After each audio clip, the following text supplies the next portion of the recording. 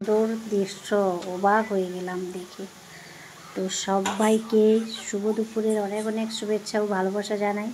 তো তোমাদের সাথে আজকে শেয়ার করতে চলেছি অযোধ্যা পাহাড়ের কিছু সুন্দর মুহূর্তগুলো।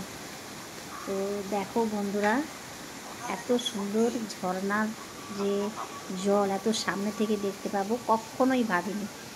তো আমি চলে গেছিলাম একদিনের জন্য ঘুরতে, তার জন্য সেটাকে ক্যামেরাবন্দি করে এনেছি তোমাদের সাথে শেয়ার করব বলে। তো কাজের জন্য ওটা এডিট করতে পারিনি। আর একটা কথা বলি তোমাদের বন্ধুরা, আমার একটু শরীর খারাপ, মানে শরীরে প্রবলেম। তো আমি ভয়েস দিতে গেলে আমার একটু প্রবলেম হয়।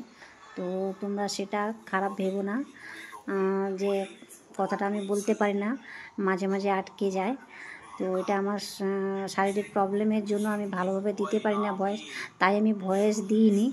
তো এটা চেষ্টা করলাম তোমাদের সাথে একটু শেয়ার করি। তো তারপর ওখান থেকে চলে গেছিলাম আমরা মুখোশ গ্রামে। তো এখানে প্রতি বাড়িতে বাড়িতে শুধু মুখোশই তৈরি হয়।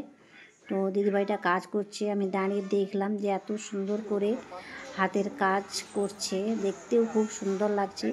আর ছৌ নৃত্য হয়, তারও মুখোশ এখানে বিক্রি হচ্ছে। আমারও তো খুব ভালো লেগেছে, তো আমিও কিনে নিলাম। তো চলো আজকে এটুকুই, আবার ভালো থেকো, সুস্থ